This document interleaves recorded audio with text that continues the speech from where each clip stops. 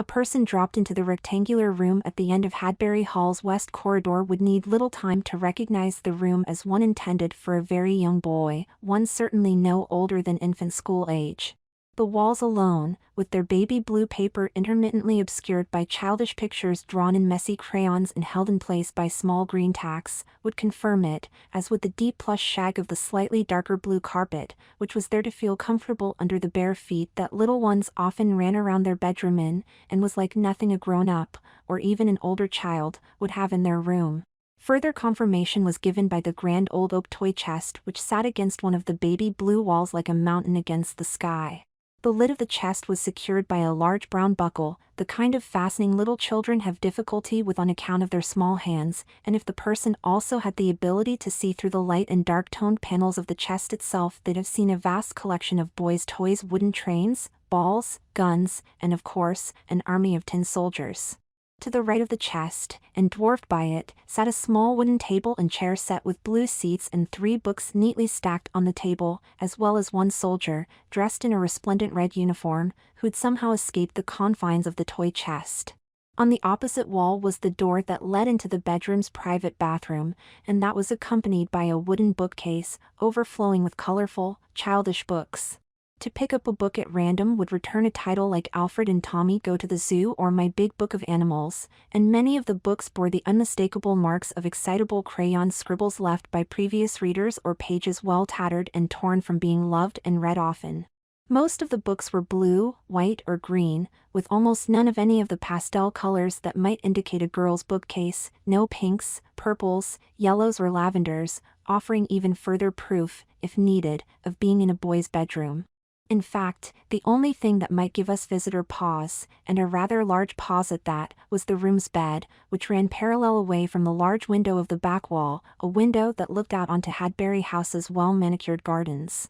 It wasn't the bed itself, which like the rest of the room was clearly meant for a small boy, its length and width not even nearly sufficient for an adult, and the cream bedding with frilled blue piping far too childish, nor was it the large plush blue headboard that separated the bed from the window and wall behind it, which sported a needlework of 3 white teddies at its heart. Rather, the pause would be created by the size of the bed's occupant, who was laying still under the bedding in the hope, the ridiculous hope, that he might just be left alone for the whole day, and who filled the bed more fully than the occupant of such a room should, his bare feet poking out of the decorative metallic guard that sat at the bed's end. The bed's occupant was Daniel Hadbury, and he turned 16 on his last birthday, a birthday that despite only being 6 weeks previous now felt like a lifetime ago as he tossed and turned in the too small bed in the forlorn hope of making himself more comfortable. How'd he come to be sleeping in the small room of the west corridor, also known as the boys' nursery, was something he himself hadn't quite worked out, especially as he'd been in the hallway's grand bedroom, the one that ran parallel to the corridor itself and was so big it had 2 entrances, right up until that day he turned 16. "Come along, Master Daniel, it's time to get up." The woman sweeping into the room was Mrs. Potts, and she threw open the embroidered curtains, allowing a bolt of sunshine to illuminate the stillness of the bedroom. "I know you're already awake, so let's not have that game again. Your mother wants everyone at the table by 7:30. Daniel had been assigned Mrs. Potts as his nanny only a few days before, a new low in his quick descent from his big comfortable 4-poster bed to the too small bed of the nursery. It had been deemed necessary after he'd gotten down to breakfast late for 4 days in a row, as well as being dressed in a manner that Anna found unacceptable. That they were his clothes, his favorite clothes, seemed not to matter. "I don't want to go," Daniel said, his voice muffled by the pillow he'd hidden his face with. "I just want to stay here." "Well, I want to be on Newquay Beach with a gin and tonic, but we don't always get what we want, do we?" Mrs. Potts was a large woman, closer to the old end of the middle-age spectrum and certainly nowhere near the young, with graying black hair and a bosom that pushed fiercely against the flowery tea dress that the nannies of Hadbury Hall wore as uniform. She'd been at the house for long enough to have been one of Daniel's nannies the first time around, so the situation was equally as strange for her. "Come on, Daniel. There's no point making a scene again. You know what'll happen if you do." Daniel's climbing out of bed, his pajamas also baby blue, and with their frilled edges and little pockets on the shirt, would do little ease the confusion of any visitor to the room. For while Daniel was clearly too tall to be the very small boy the room was intended for, he was certainly not tall or big enough to look like a boy who'd celebrated his 16th birthday. In fact, standing at just 4'8" in his bare feet and with an unruly mop of light blonde hair that surrounded his small face, it was hard not to see a 9 or 10-year-old boy pull his bedsheets up neatly behind him and straighten his pillows. "All done in there?" Mrs. Potts asked, a trifle redundantly, as Daniel returned from the adjoining bathroom. "You brushed your teeth?" "Yes," Daniel replied, rolling his eyes in a way that brought a slither of hair into his vision. "Your clothes are on the bed. I'll go and tidy up the bathroom while—" "What are these?" Daniel asked, holding up the small pair of white underpants sitting on top of his clothes. "Don't make a fuss now," Mrs. Potts said. She'd known he would though, from the very moment she'd collected the underpants from Edward's old underwear drawer. "These aren't mine." "Where are my boxer shorts?" Mrs. Potts took a deep breath. Like many of the domestic staff, she wasn't all that pleased about Daniel's treatment, and like all of the domestic staff, she knew it'd never have been allowed if Lord Hadbury was still alive. But when the choice came down to doing what Anna asked and not doing what Anna asked, well, there wasn't a choice at all. Daniel had problems, but they were nothing compared to the ones she would face if she didn't have a job. "Your mother thought those boxer shorts are too tatty now. She also thinks underpants are better under your day shorts." It was hard to argue with the last point. Considering the high leg of the shorts Daniel had been wearing, it didn't make sense to wear long, open boxer shorts underneath. This was especially true when sitting cross-legged on the floor, often affording someone sitting at the wrong angle a fuller view than was really necessary, including Mrs. Potts herself, or worse still, little Alice. Daniel stared at the underpants for a few moments while Mrs. Potts disappeared into the bathroom. He knew his choices were limited. Refusal to put them on would only lead to his stepmother coming up the nursery and then almost certainly having him over her knee again, after which she'd make him put on the pants anyway.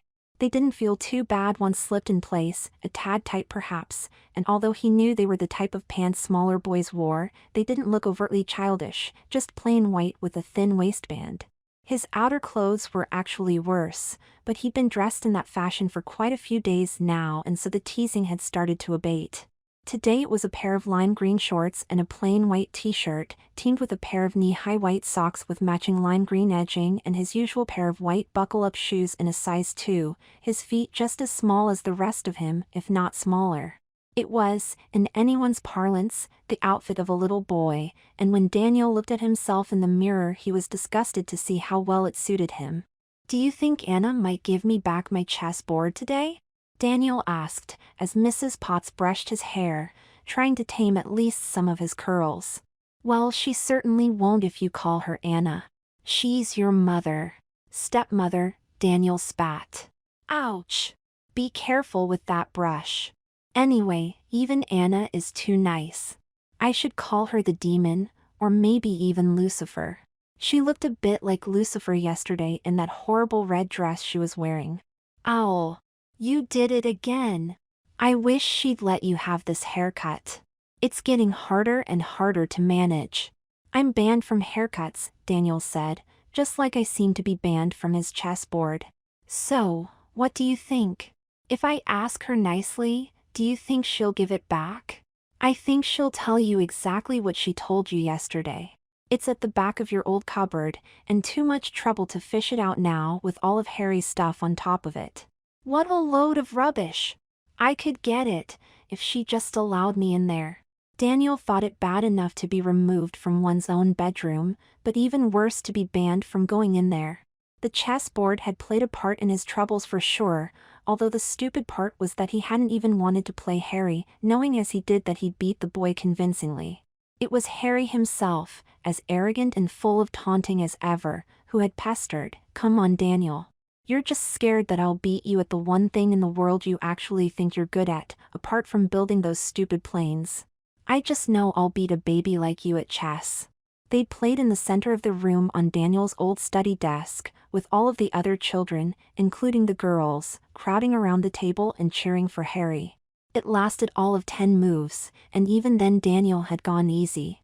"You cheated," Harry said, throwing the board across the road and sending the remaining pieces crashing against the wall. "Edward, you saw him cheat, didn't you?" Edward nodded as quickly as he could in the face of pressure from his older brother. "Yes, definitely." "Me too," Olivia said. "Why do you always cheat, Daniel? Is it because you're too much of a little baby to win?" That the children disliked him so was no surprise, as poisoned against him as they'd been over the years by Anna. When Daniel's father had been alive, this poisoning had taken the form of moaning about how Daniel got special treatment, the bigger room despite being smaller than Harry, and more spent on clothes and books. Now, it was simply how useless he was, or how naughty and disobedient, and what a little baby he acted like most of the time. When word got back to his stepmother about the game, probably via Olivia, she became livid that Daniel had had the nerve to beat her Harry at anything, cheating or not. She didn't say as much, but actions speak louder than words, and the next day she stormed into Daniel's bedroom as he was reading. "I've decided it's ridiculous that you have this bedroom. It's too big for you and Harry's room is too small for him. You're going to swap." He argued, of course, argued until he was blue in the face, but it was no good. While he stood protesting, pulling angrily at the sleeve of her floral print white dress, she had Junior and Frank begin the process of moving Harry's numerous possessions across the hallway and into their new home. "You're just being selfish," she said, while pointing at where each item should go, including the leather recliner seat which had somehow moved from Daniel's father's lounge to Harry's bedroom. With no fair words left to fight the unfair argument, Daniel resorted to insult. "You're just being a bitch." He'd never seen Anna's face go so red, or her eyes so narrow. "What did you call me?" "A bitch," he repeated sourly. "This is my room, and—" "How dare you!" She grabbed him by the hand with great fury, pulling him across to the newly installed recliner which had been placed under the balcony window, and then forcing his tiny frame over her lap so that his head dangled over one side and his legs the other. For all his squirming and kicking, especially as it dawned on him that he was about to be spanked, her hand pressed strongly against his back was enough to hold him in place. "Boys don't talk to their mothers that way," she said loudly, as she brought her spare hand down a number of times onto the back of his trousers, reddening his bottom with every smack, after which she stood him in front of her. "Next time, I'll have your trousers down too. Understand?" "Yes," he replied bitterly, rubbing his sore bottom. "Yes, what?" "Yes, mother," he said. "And you can forget about playing with this for a while," she said, taking his chessboard from the table and throwing it to the back of the cupboard. "Perhaps when you stop acting like a spoilt little brat, I might think about giving it back." From there things had only gotten worse, to the point where Daniel found himself going down to the breakfast table directly from the nursery in his little boy shorts and t-shirt set, where he found everyone already sat and already starting to eat. This included Anna's friend Josephine, a tall humorless woman who seemed most of her time at the house. Josephine had been a schoolgirl friend of stepmother's, or so Daniel had heard. Aside from her, Harry and Edward, already dressed in their crisp white shirts and linen trousers, had taken their customary positions on the right of the table, while Olivia and little Alice were sat at the left, with Anna at the head of the table. "You're late," Anna snapped. "Sorry, Mother," Daniel said, not sure he really was. He'd only had a few short months getting to sit at the head of the table, in between Father dying and Anna deciding she couldn't stand the thought of it any longer, although he'd never felt that comfortable there anyway, the seat seeming too big and grand and too warm from Father still. Since then he'd commenced a slide down the table, from sitting to the right of Anna, to sitting between Harry and Edward, to sitting at the end of the table, in what had always been the youngest boy's seat. "Oh no, Daniel," Anna said, as he went to take his place, "you're to sit on the other side of the table today. You see, Olivia had the wonderful suggestion that maybe the nursery children should sit side by side. That way the nannies won't have to walk around the table." "But that's the girls' side of the table," Daniel whimpered. "I wouldn't annoy me this morning, Daniel," Anna said. "Just sit down there, next to Alice." "Good boy." He shot a glare in the direction of Olivia as he sidled around. The girl was only 9, but as well as inheriting Daniel's father's large frame and Anna's dark brown hair, she'd also taken on some of her mother's deviousness and spitefulness. It was hard to believe that someone dressed so prettily could be so ugly in nature. "Hello," little Alice said happily, as Daniel sat down. Like little children tended to be, especially those still a few weeks shy of their 5th birthday, she was simply excited by this change in the norm, although even she understood that Daniel was really 16, and therefore far too old to be in the nursery like she was. "Do you like how I've dressed Sarah? She's wearing yellow, like me." The girl pressed the blonde rag doll in Daniel's face. "Leave me alone," he muttered, letting out a sigh. Alice shrugged off the miserable reply and went quickly back to fussing with her ragdoll's dress, which was indeed yellow like the short frock Alice herself was wearing, complemented by a yellow bow atop her shoulder-length blonde hair and a pair of white socks with yellow and white frilled edging. It was of general consensus to anyone visiting Hadbury House that Alice was a little cutie, especially when she fluttered those big blue eyes of hers and lisped her S sounds. Naturally, though, the little girl idolized her big sister, and so Daniel had been the subject of taunting from even Alice as she copied Olivia.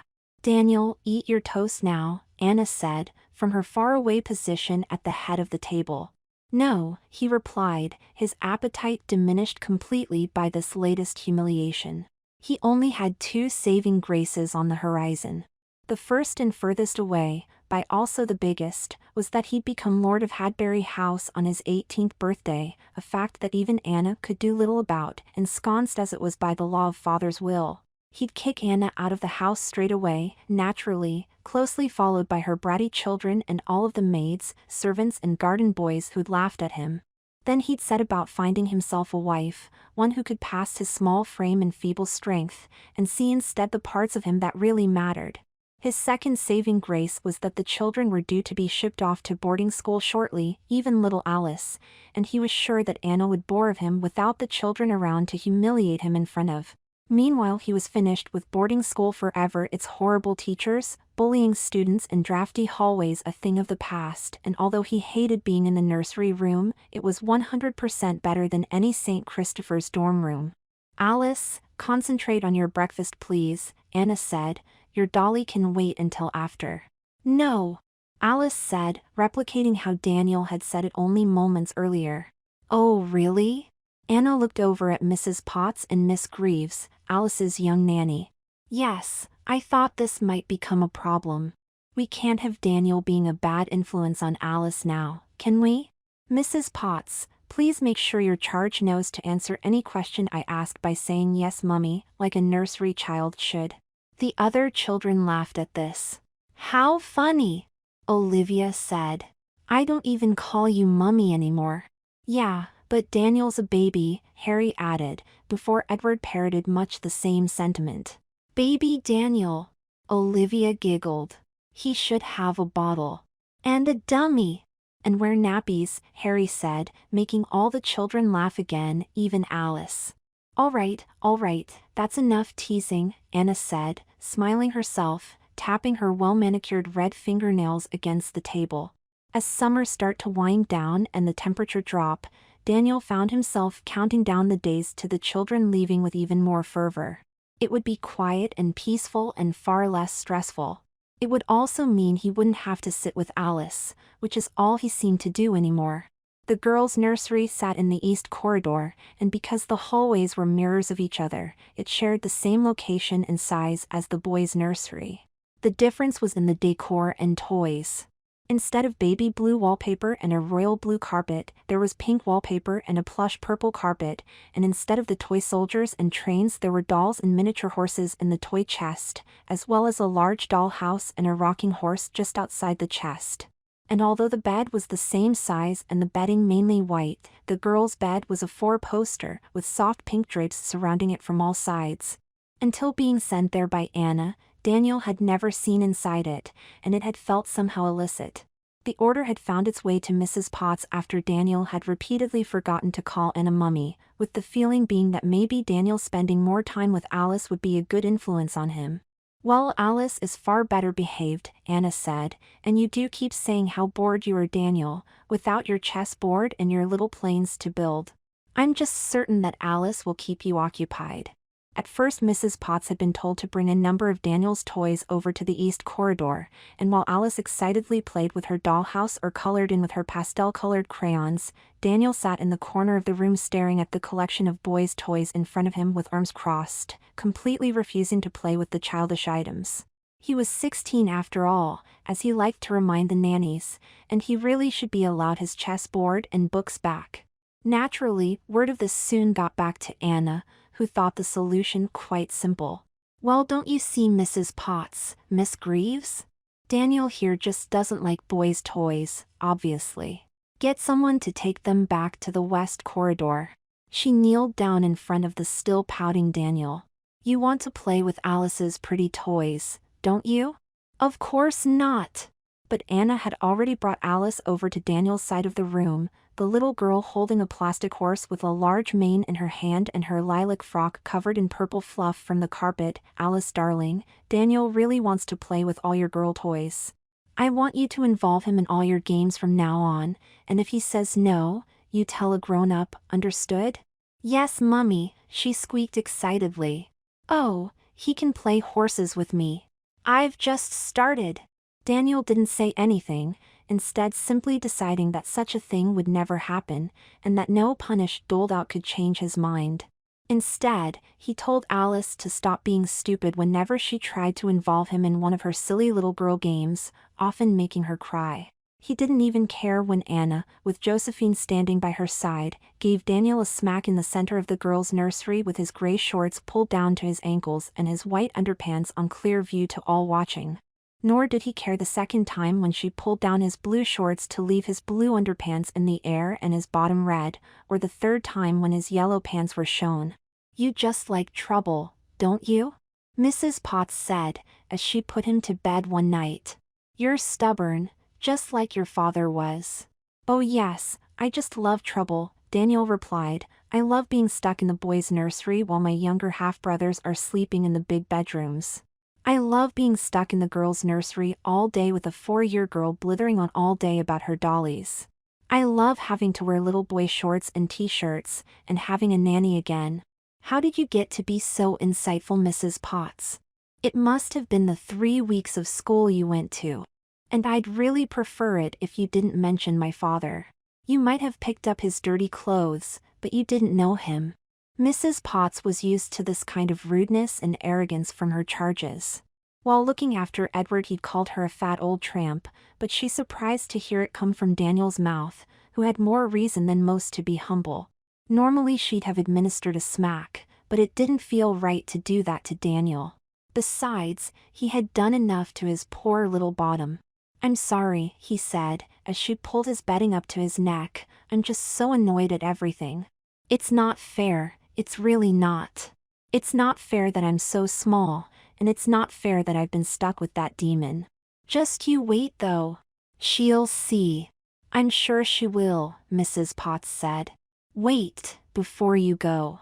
I wanted to ask you. Harry was teasing me earlier, and he said that Josephine had moved into my father's old room. It's not true, is it?" "I wouldn't know," Mrs. Potts lied. She'd seen the woman in there herself that very morning, having Junior and Frank take a load of Lord Hadbury's things down to the cellar. She'd never really understood why Lord and Lady Hadbury had separate bedrooms anyway, and judging by the 4 children they'd produced together, it was clear they'd spent quite a bit of time in the same bed. "She'd better not have. That's my father's room, and it's to be my room when I turn 18. I'll have to try and find out." "I really wouldn't. You know you're not allowed to roam around the castle on your own. That's a stupid rule. Even Olivia can go where she pleases, and she's a 9-year-old girl. I'll find a way." "You'll get me in trouble, and I'll probably lose my job," Mrs. Potts said. "Is that what you want?" "Why should I care? You don't care about making me live in a little boy's nursery, do you? You're like one of Satan's minions. Don't think I don't see you laughing behind my back. Think what you like. I've had quite enough of this conversation." "Lights out now," Mrs. Potts said, "but if you do try to sneak away, I will have you over my knee." "That's a promise to you." "Fine," Daniel spat. "Yes, fine indeed. Daniel began planning his breakaway from the next morning onwards, trying to find a moment or two in the day when one of the nannies left him alone for just long enough. He was starting to find himself a little enamored with Miss Greaves, who at 19 was a world away from the gruesome middle-agedness of Mrs. Potts, and on whose body the flowery tea dress of the nanny sat a lot more appealingly, showing off her thin waist and long legs. She looked more uncomfortable around Daniel than most, perhaps because she wasn't all that much older than he was, and he often found her staring nervously in his direction while twiddling her long brown hair and chewing her lip nervously, as though not sure whether to say something or not. She hadn't yet though, instead hovering around Alice and tending to the girls' tantrums and mishaps with elegance and patience. Miss Greaves, or Peggy to her friends, was indeed confused and bemused in equal measure by Daniel. She had a younger brother of about his age, and she couldn't for one second believe he'd let himself be subjecting to sitting in a girl's nursery and having dollies put in front of him, even if Daniel didn't play with them. Not that her big, lumbering brother was anything like Daniel, of course. In fact, he could probably have picked Daniel up with one arm and swung around the room. Why Daniel just didn't run away was beyond her. Surely he'd be able to find money from somewhere to live somewhere else. Hell, he could move into one of the shelters if need be, which must have been preferable for a 16-year-old boy than living in an infant's room. He's scared, Mary had told her. Mary was a laundry maid at Hadbury House, and the two of them around the same age and with the same taste in boys, with Lenny, the young muscle-bound garden boy, a firm favorite. God, wouldn't you be? He's tiny, and Lady Anna is friggin' scary. Does he actually play with the girly toys? No, but he does have his shorts pulled down in front of everyone. It was Mary who shared the rumor about Josephine, about how she'd spent time in prison. You know Ethel in the kitchens?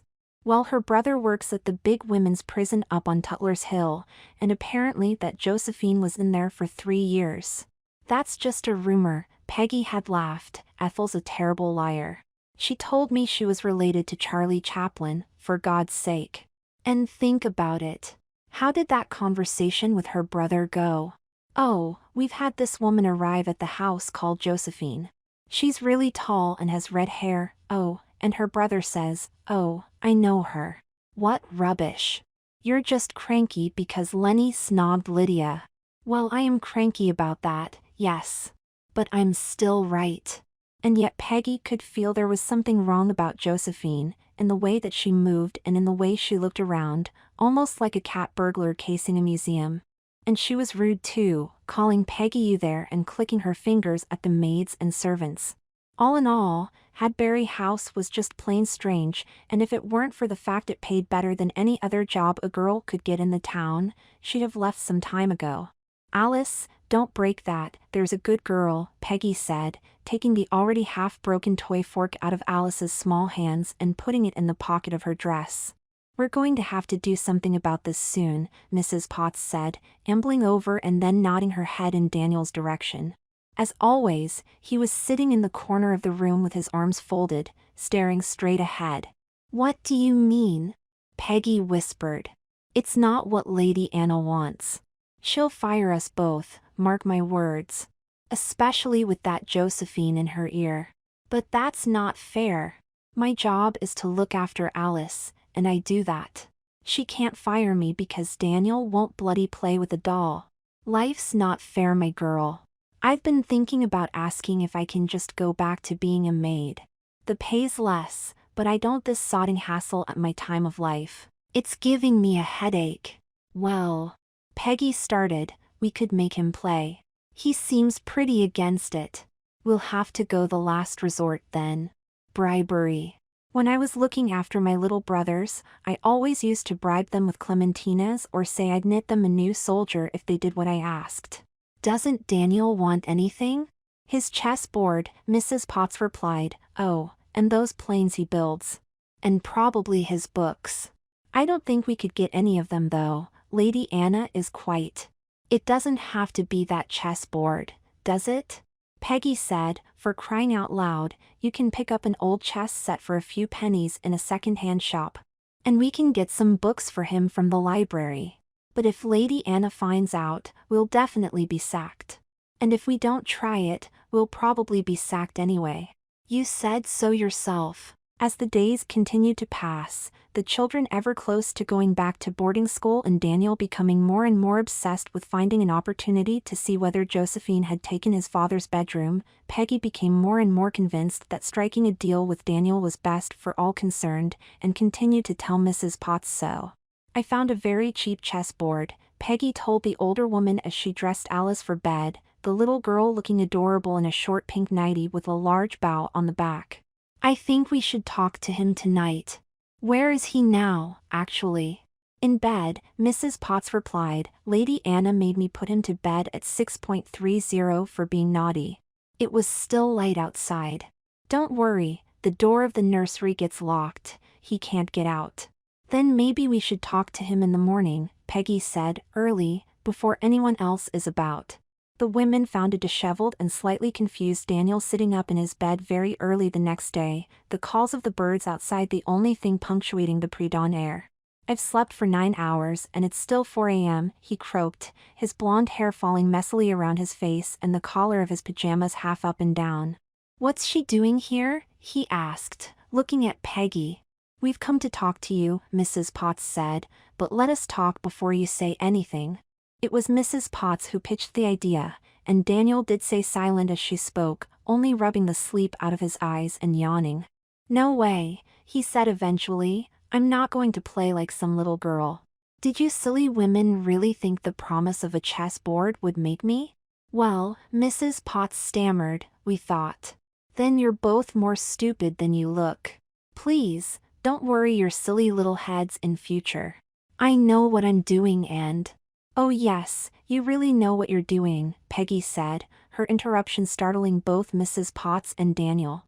You listen to me now, Daniel. We're not going to lose our jobs over some spoilt brat like you. Spoilt brat? Daniel said. Yes, spoilt brat. We've tried being nice and we've tried making a deal, but nothing works. So we'll go to Plan C. What's that? Daniel asked. Yes. What's that? Mrs. Potts asked. Peggy looked at them both and then shrugged her shoulders. We'll make you do it. And with this plan, I'm going to make sure Alice plays all of her most girly, frilly little games with you. There's going to be tea parties and pushing your prams around the garden where all the boys can see you, and you're going to color in so many fairy pictures it's going to make your head spin. You can't make me do anything. I can. And how do you think?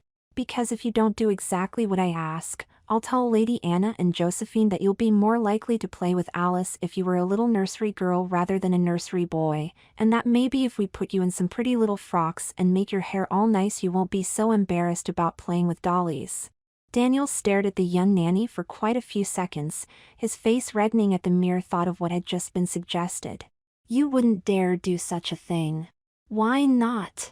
If you don't care what happens to us, why should we care what happens to you? Looking at the small boy staring out at them, his blue eyes trying to convey confidence but showing the telltale signs of worry, Peggy considered how much the world was a matter of pot luck.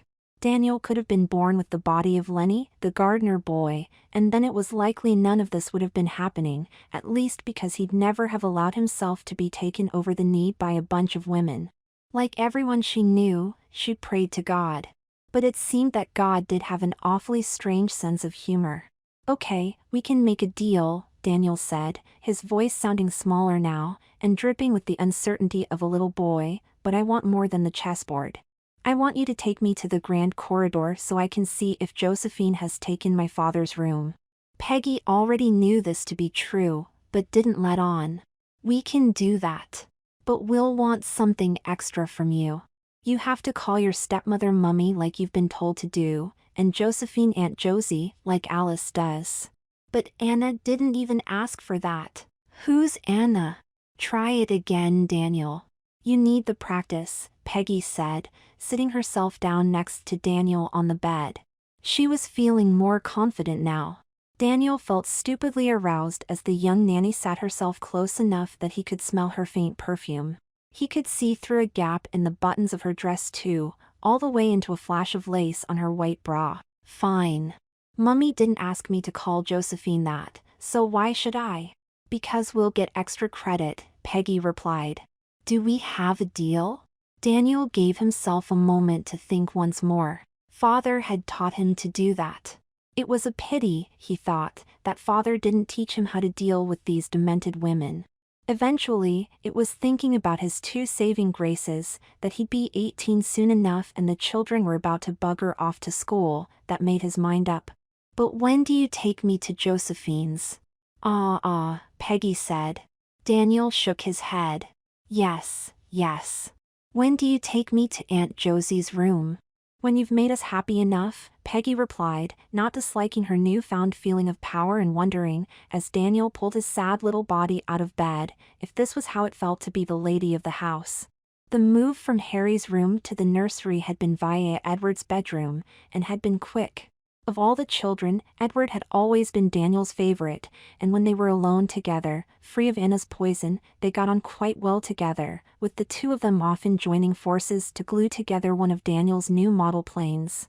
Edward wasn't as big or imposing as Harry had been at 10 or 11, but he was still a few inches taller than Daniel already, meaning Daniel looked like the younger brother as they sat together, with Daniel using his smaller hands to glue together the fiddly bits while Edward talked about his new favorite toys, or the goal he had scored at school. Never one to miss an opportunity, Daniel had awoken one morning to find a pair of Edward's belted shorts and check shirts sitting at the bottom of his bed to wear.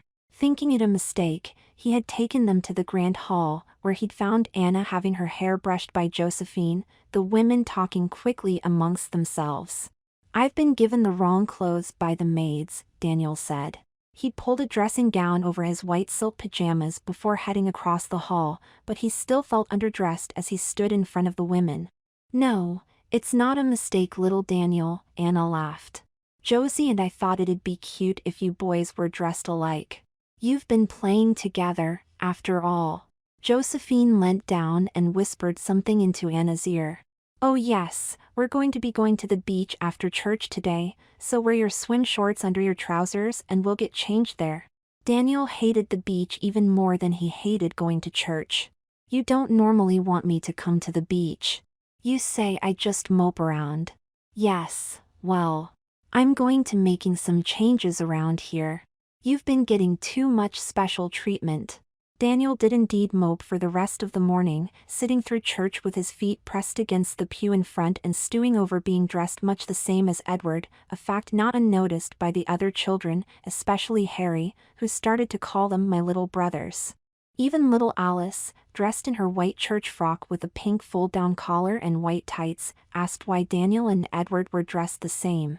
Because those clothes fit Daniel better, Anna whispered to a fidgety Alice. Now stop fussing.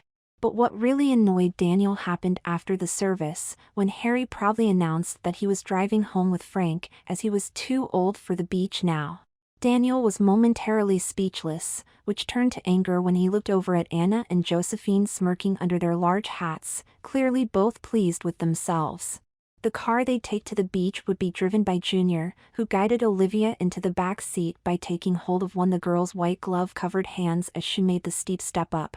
Edward clambered in next, needing less help than his little sister, followed by Miss Greaves, who was carrying Alice. Daniel knew he had little choice but to climb into the car too, but shot an angry glance at Anna as he walked over to it, hoping to convey that he wouldn't forget such an embarrassment. Olivia giggled as Daniel struggled with the step up, eventually having Junior push him up by the backside before falling onto the back seat next to the still giggling Olivia, the layered skirt of her lilac frock draping over his linen trousers. His embarrassments continued throughout the day. While Olivia and Alice headed into the girls' beach hut with Miss Greaves, the two of them emerging in knee-length one-piece swimsuits, Olivia's pink with light frills on the arms and Alice's yellow but with a frilled cover-up around the waist that made the one-piece look like a little dress, Daniel found himself shunted into the boys' beach hut with Edward, where he looked on nervously as Edward stripped down to just his gray knee-length swim shorts.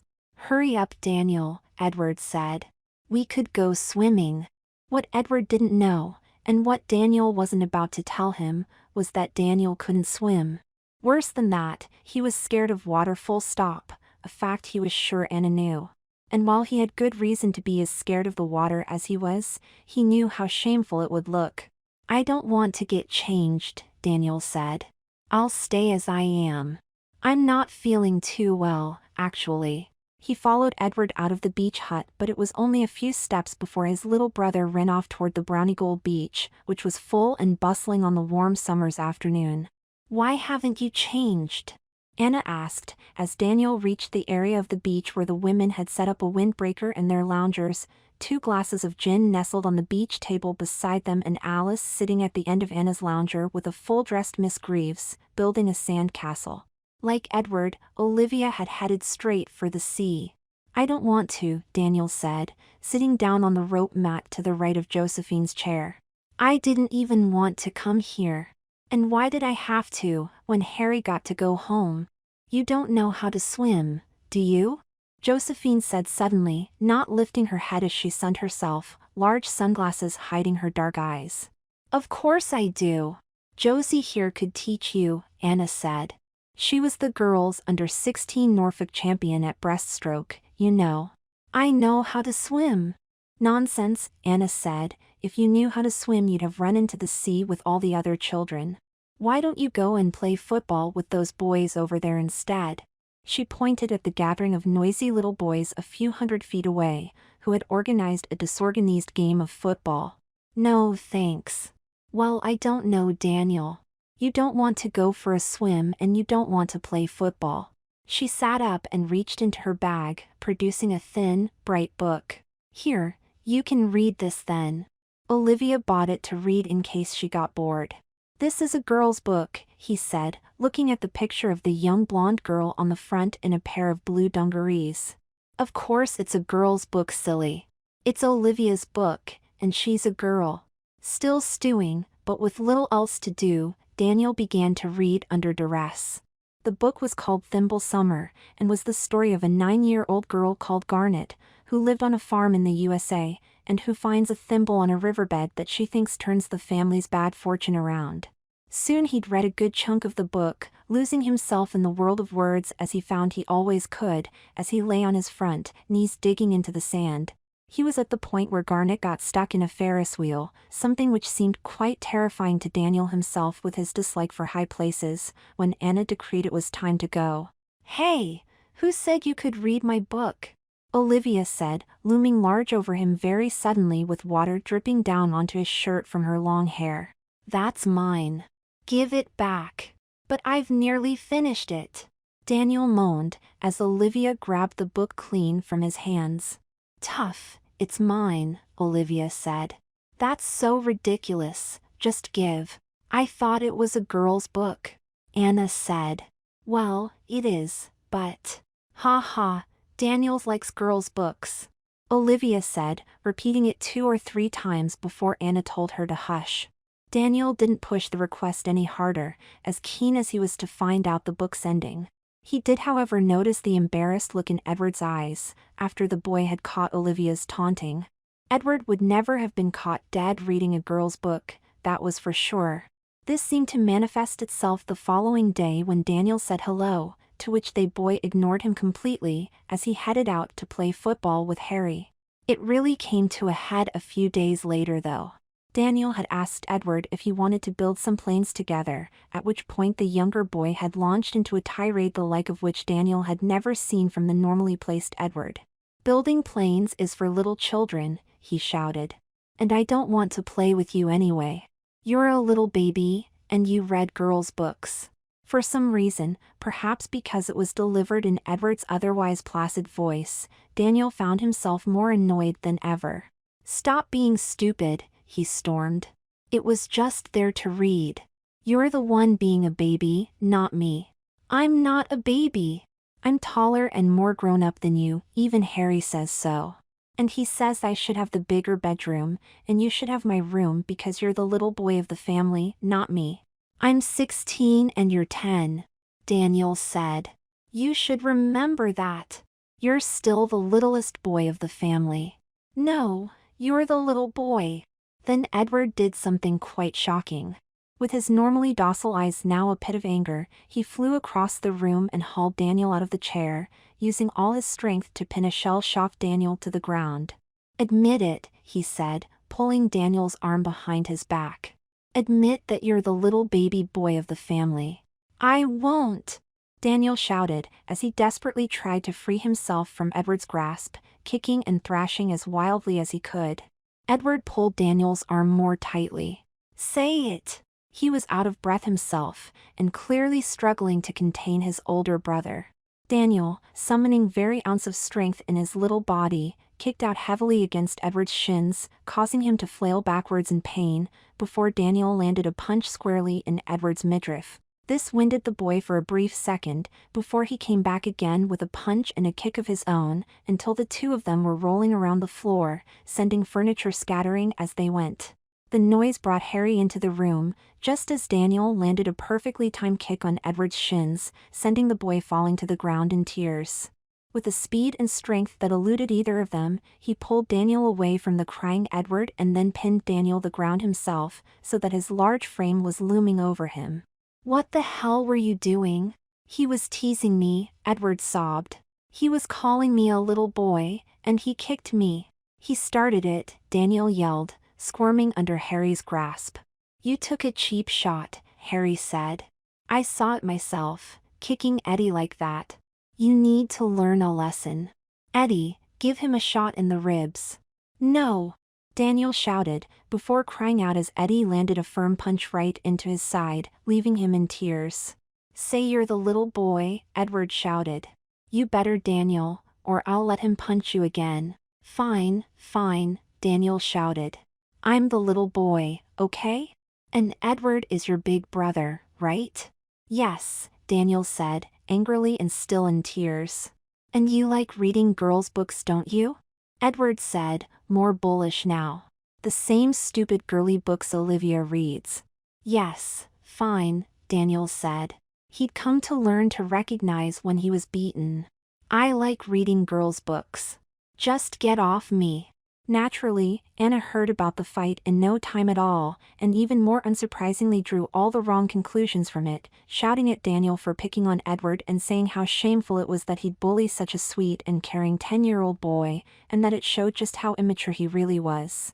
She made him stand with her, holding his hand, as Junior and Frank started the process of moving Daniel into Edward's small bedroom, and vice versa. Leave the planes in there for Edward to play with, Anna told Junior. Daniel will have to make do with Edward's old toys.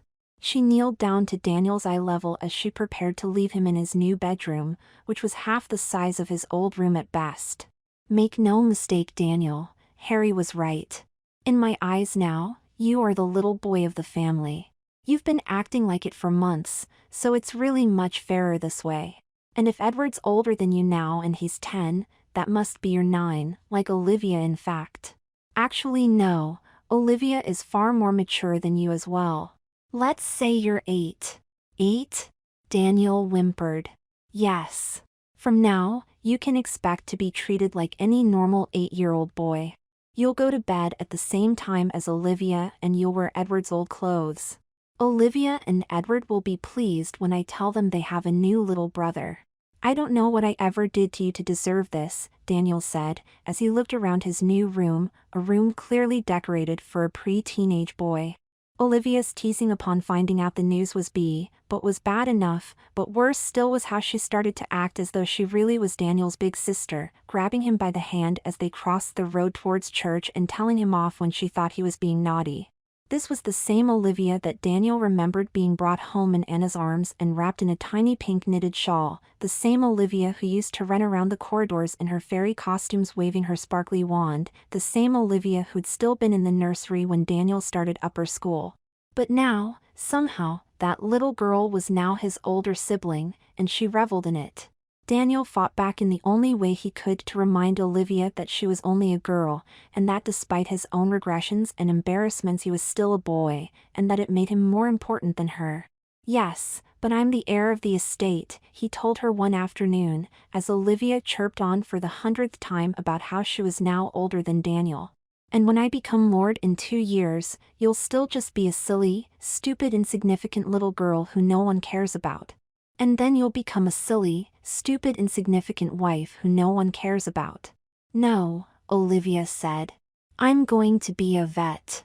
And my house is going to have the biggest stables around, and we'll have winning racehorses. Yes, of course, Daniel laughed. As if a girl could be a good vet. And you better marry someone rich if you want those big stables, because once I turn 18 you're all out of here and I won't be paying a penny to help any of you.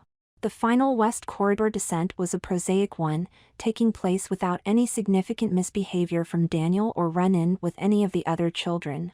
What did happen on the day of the move is that Daniel woke to find Josephine standing at the end of the bed in the half-light of the morning, with her arms behind her back and an indecipherable look upon her face. Josephine was unlike any woman Daniel had met before, both in her mannerisms and appearance. At the breakfast table she took a copy of the Times and read it while drinking a black coffee, and dinner was accompanied by a small glass of ale rather than the sparkling wines Anna drank. Rather than dresses she wore dark polyester trousers and plain blouses, even to church when all women wore frocks, and her black hair was cut short and unfussy, and she rarely wore any jewelry.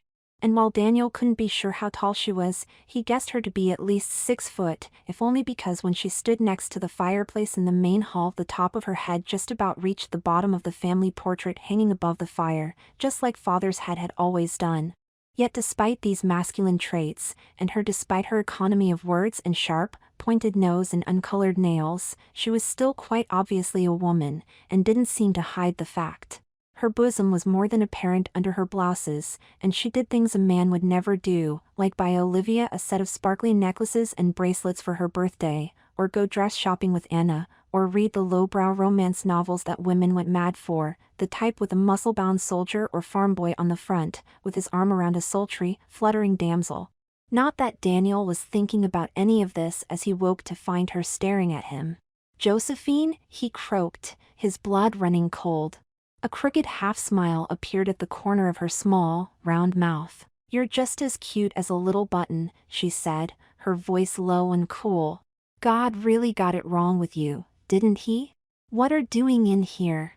You remind me quite a lot of my little brother," she continued, arms still behind her back. "He was a wimp like you. Not as incredibly short or childish though, but just as soft and scared. I used to challenge him to wrestling matches when we were younger, before I was banned from doing it, and I would always win. He'd cry and moan like a little infant as I sat on top of him. He used to tease me for being a girl, just like you teased Olivia the other day." "How do you know about that?"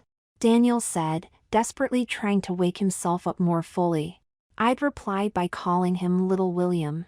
God, he hated that. Sometimes Little Willie too, which he hated even more. His face used to go all red and blotchy, just like yours does. You shouldn't be in here. I don't like it. We're going to talk more, little Daniel. I'll be back to see you again." That afternoon Anna appeared in the doorway, with Olivia, in her blue denim dungarees, on one side, and a nanny Daniel recognized on the other. To escape his boredom, Daniel had taken to reading one of Edward's books, a terribly childish story about a young boy who becomes the village spy to solve a load of silly mysteries, and he barely noticed their appearance at first, until Anna coughed. "You're to move into the nursery," Anna said, with a chilling matter-of-factness. "Wait, what?"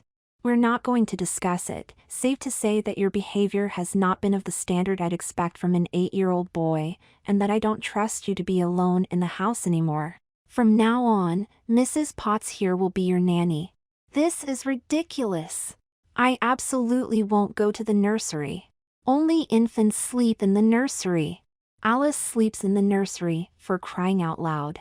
"Yes, and Olivia quite maturely pointed out to me yesterday, you're far close to Alice's level of maturity than you are to hers. I mean, look at how you spilt that drink everywhere at breakfast yesterday." "That wasn't my fault. Edward kept nudging me as I tried to drink." Daniel shouted. "This isn't fair. I'm 16 years old. And what about last Sunday when you tried to go to church with your hair in a state, and I had to brush it for you?" "Well, maybe if you let me get it cut," Daniel spat. "Or when you fell over in the garden and cut your knee." "I was running away from Harry, he was." No, this is much better. Mrs. Potts will look after you. She'll make sure your hair is always washed and brushed, and that you don't get yourself in trouble."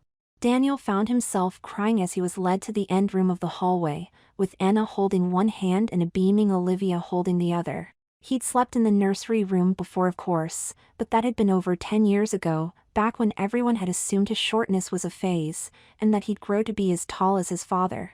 Back when the smell of his mother, his real mother, could still be detected in the hallways and bedrooms. Before Edward, Olivia and Alice were even thought of, never mind born. The room was soft and still as they entered, with the faintness whiff of bleach wafting through from the adjoining bathroom. "He's even crying like Alice does," Olivia said. "You're such a baby, Daniel." Peggy's room was in the downstairs hallway of the house, reached via a door at the back of the kitchens, and far from the sight of the sensitive eyes of her social betters above. It was a room she shared with Mary, their beds on either side of the small, boxy space, only a few personal effects brightening the dank walls that had once been white but which now looked a tired shade of yellow. A remnant of previous occupants who had smoked, along with the small burns in the carpets. "You have to tell me more about it," Mary said. She was sitting on the edge of her bed, rifling through her makeup bag. "I can't believe you didn't say anything yesterday." "I fell asleep before you got back," Peggy replied. "Anyway, that's not a whole lot to tell. Josephine appeared in the morning." "Oh, she's been really creepy recently." "Yeah, well, she appeared at about 9ish just as we were about to take Alice and Daniel out to the gardens, and says that there's been a change of plans. She says that we're going into Oakley, and to that sports center, you know, the one by the roundabout?" "Yeah, I know it. My father used to drink in the pub next door." "She says that she's taking the children for a swimming lesson there." "Children? Including Daniel?" "Yes. Daniel can't swim already?" "Apparently not." "Jesus, what's wrong with that boy?" "You haven't heard the half of it, Mary." The house had been a hive of activity over the last few days, with final preparations being made for the children to go back to school. For the first time this had meant work for Peggy too, given that Alice was starting her first year. This meant fitting her for her uniform, an impossibly small little red pinafore dress, the same as Olivia wore to school, as well as preparing all the sundries that came with sending a child off to school, making sure she had the right books in the right bags, and that her personal clothes and belongings were packed. Sending a little girl off to boarding school a few weeks before her 5th birthday seemed terribly cruel to Peggy, and she really didn't think Alice was ready, but she kept her mouth shut, knowing her place. Amongst all this she now had Daniel to worry about. Incredibly, he had kept his end of the deal and really had started to play with Alice, a sight that never failed to amuse and confuse Peggy in equal measure. He'd walk around the large dollhouse with her, him in his little brightly colored shorts and her in her day dress, playing out a game with Alice's endless dolls. Daniel would normally play the part of the boy dolls, the dad, the brother, the boyfriend, something he did quite sweetly, only occasionally drawing Alice's ire for not playing properly.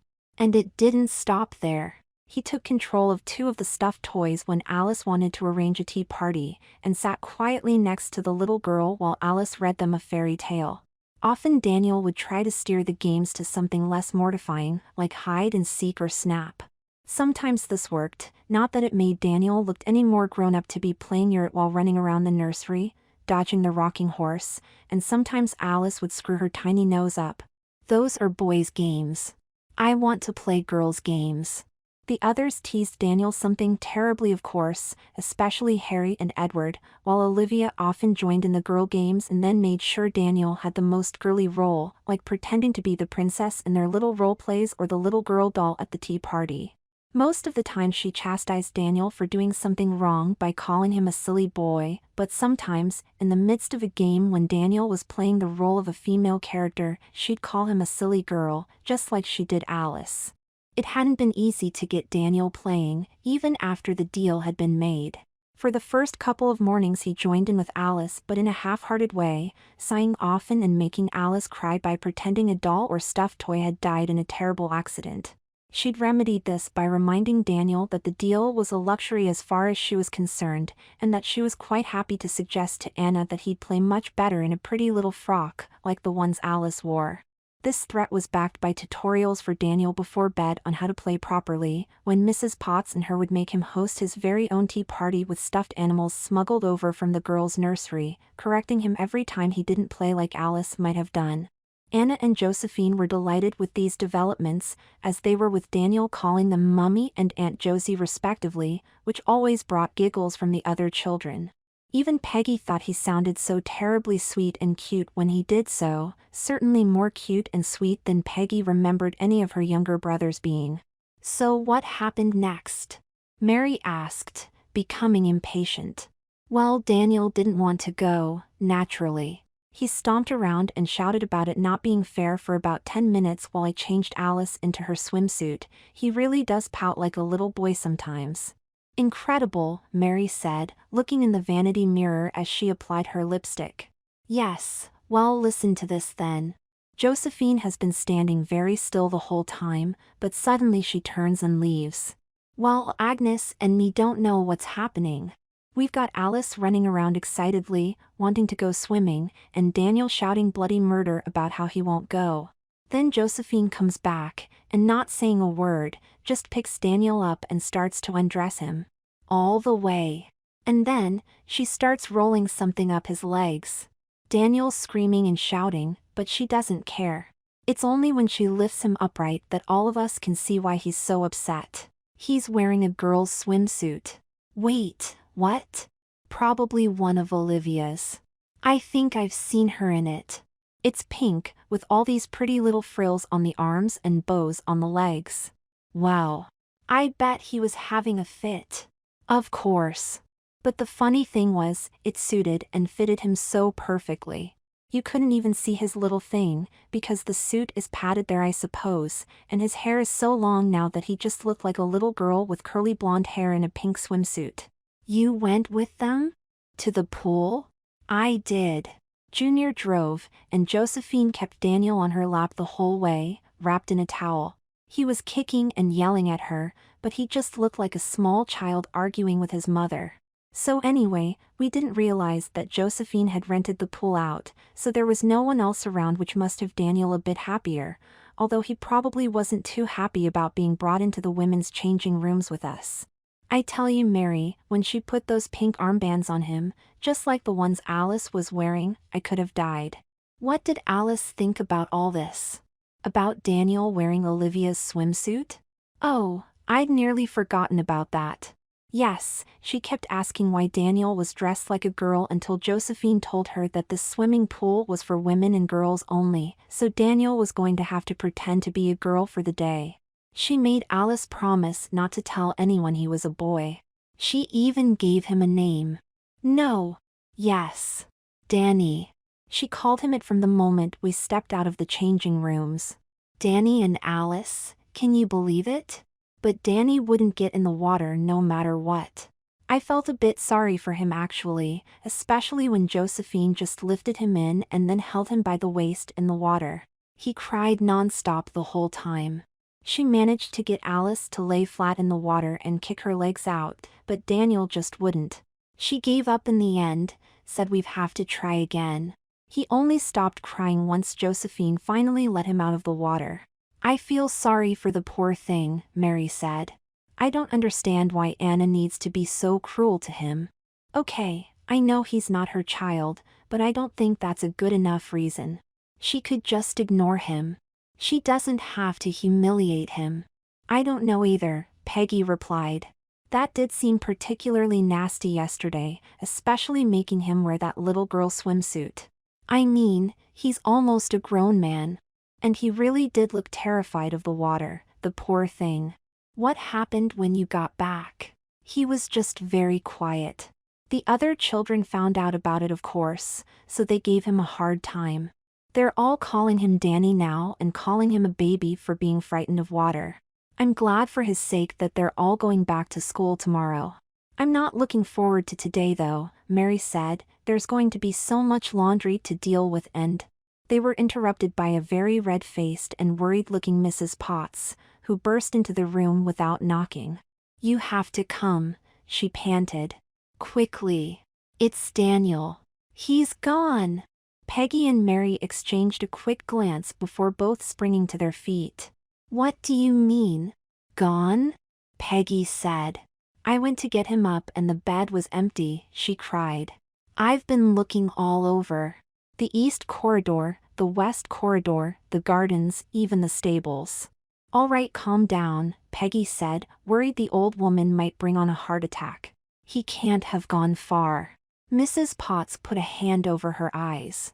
I knew they pushed him too far yesterday. That wasn't right. Oh God, Peggy, I'm going to be in so much trouble. Where could he have gone?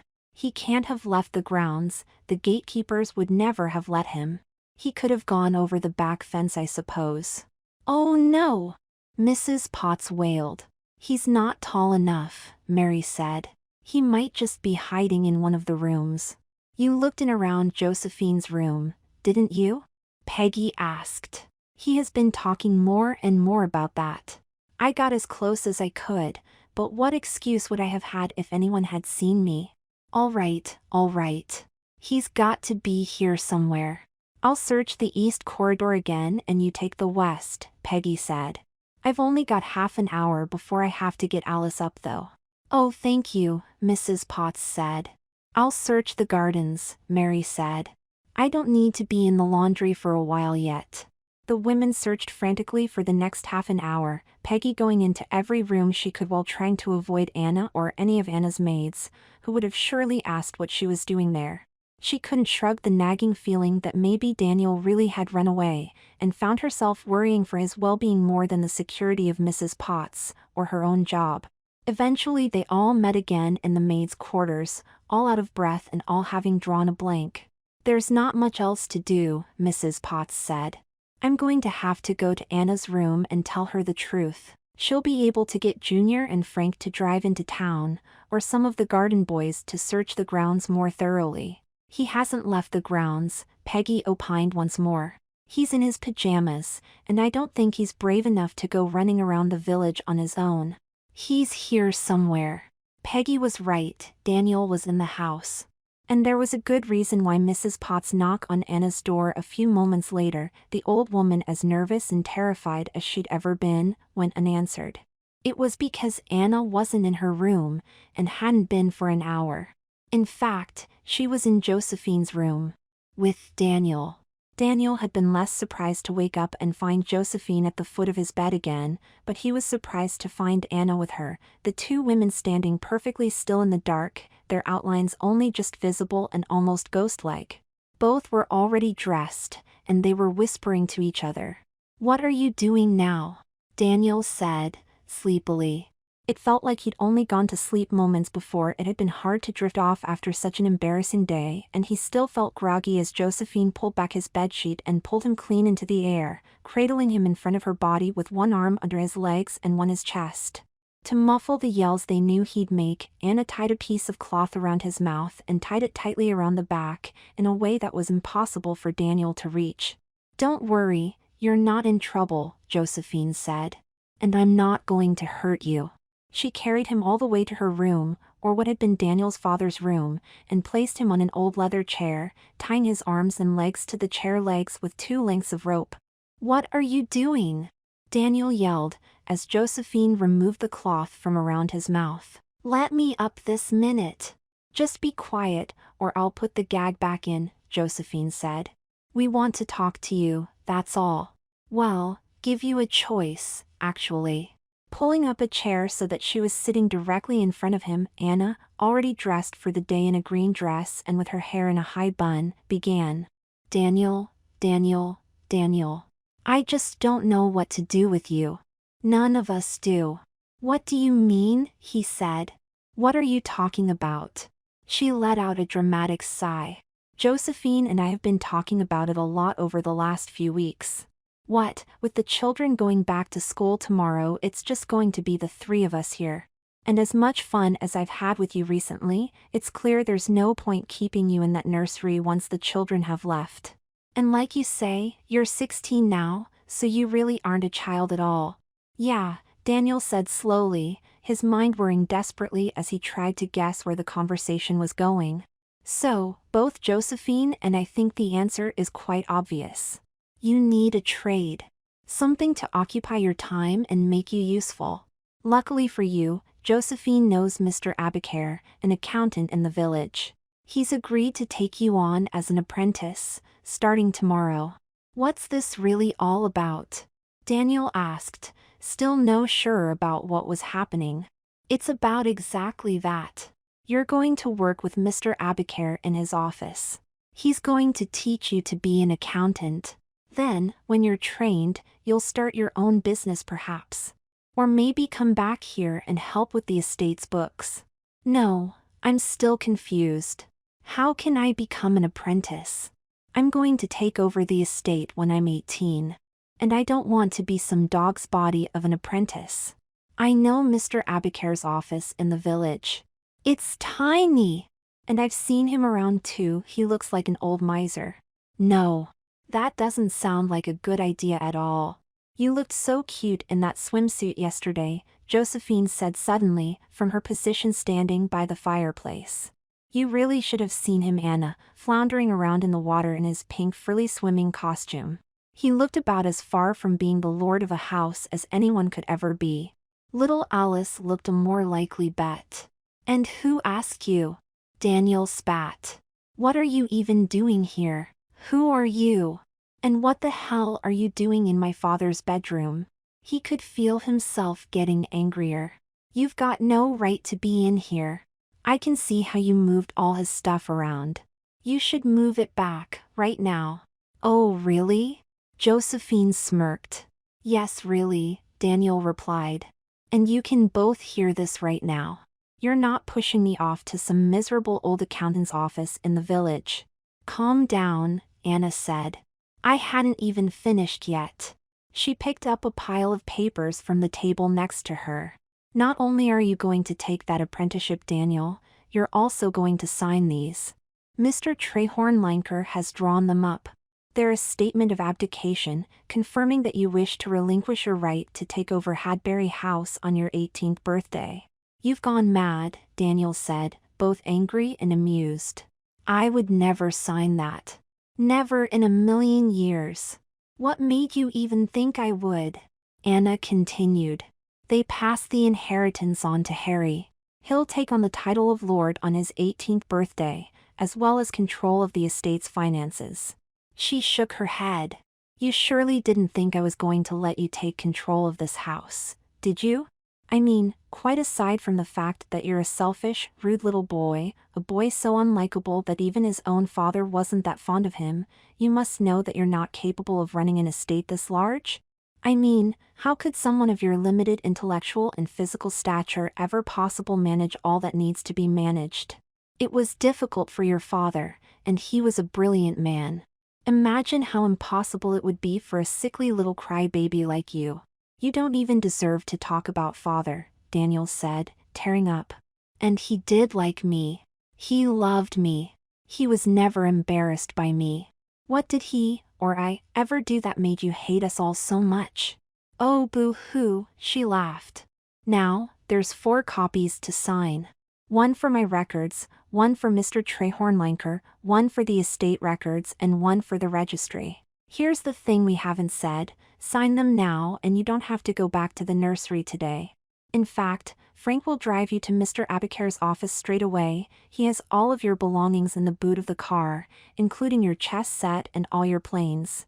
You'll be staying in the flat above Mr. Abacare's office, which I'll be kind enough to rent for you until your apprenticeship is over.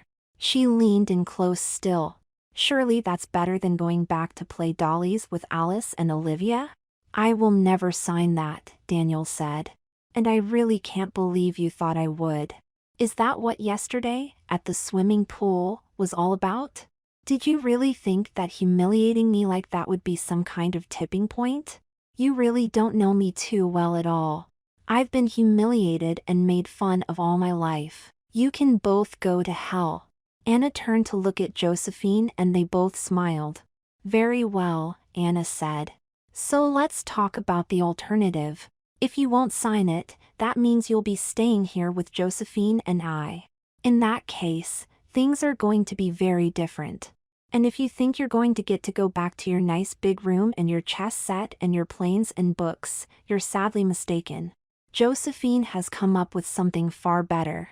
So you're going to keep me in the bloody nursery? Daniel said.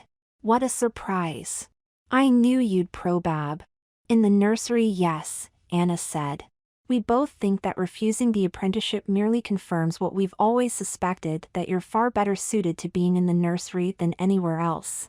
So if you haven't signed these papers by the time the children leave for school and she looked at the grandfather clock on the wall, for hours, then you're going to become our very cute and very obedient 3-year-old, and we're going to treat you exactly like all the other children were treated when they were 3.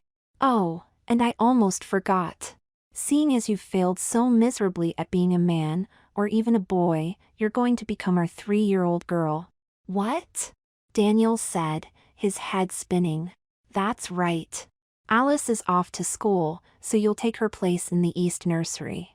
Make no mistake about this, Daniel. If you don't sign these papers, you really are going to become the new little girl of Hadbury House. Josephine and I have every worked out. You're going to be Danny, my youngest daughter. You're going to wear pretty dresses and play with your dollies and everything else that comes with being an adorable little toddler girl, all while your big brothers and sisters are off at boarding school. And when you refuse, Josephine here will simply make you comply. No deals. No trades. What we want to happen will happen. You can't. Daniel murmured. I mean, you wouldn't. I think he needs proof, Anna said, turning to Josephine. Shall we try to persuade him? Gladly, Josephine replied. With a deft touch and overwhelming strength combined, she lifted Daniel out of the chair and onto the bed, where she pinned him down and began to take off his clothes again, just like she'd done the previous day. Then, with Daniel's desperate struggling in vain, she took the pair of pink ruffled knickers from Anna and snapped them firmly in place around his middle, before taking a pair of white tights and sliding those into place too. Enough proof yet? Anna asked. Please stop this, Daniel sobbed. It's not fair. Look at you, already crying like the cute little toddler you are. Want to sign the papers yet? No, I'll never sign those, he shouted. I'm quite pleased actually, Anna said, because I'm dying to see how you'll look in this. She handed the dress to Josephine, who slipped it over Daniel's head and then stood him down on the ground so that the women could pull it into place. Anna was delighted with the result. The dress was pink tulle, with a floppy bow at the back and a bed of netting under the skirt that made it point outwards ever so adorably. It was just the right length too, barely long enough to hide the top of his tights and the frilled knickers below, just like the comfortable play dresses they put Alice in. She could barely believe how small his arms and legs looked, or how the dress made his childish face look even more infantile. Look at you, Anna said, tying the bow at the back of the dress as Josephine buttoned up the back. You look so very pretty. What a big girl you're getting to be, Danny. Want to see? Daniel tried not look in the mirror, but in the end found it impossible not to. The reflection of a little blonde girl dressed in a pink frock, tears falling down her face so hard that the top of the dress was starting to dampen, made his stomach turn. Obviously he don't look 3, more like an older girl dressed up to look like a younger girl, but he definitely didn't look like any kind of boy. At all. Shall we give Danny her birthday present? Josephine asked, as they twirled Daniel around. Good idea. She produced a small present from under the bed, wrapped in fairy print paper. Here you, Danny. It is your 3rd birthday today, after all. Well, aren't you going to open it? Daniel took the box from her and then threw it across the room, where it bounced against one of Father's portraits, one of him standing with Daniel beside him, with a deep thud. Silly girl, Anna said. You know something? I know I said there'd be no deals or threats, but maybe we should make one. You see, Daniel, I have all of your mother's jewelry in my room. Her lockets, her necklaces, her bracelets.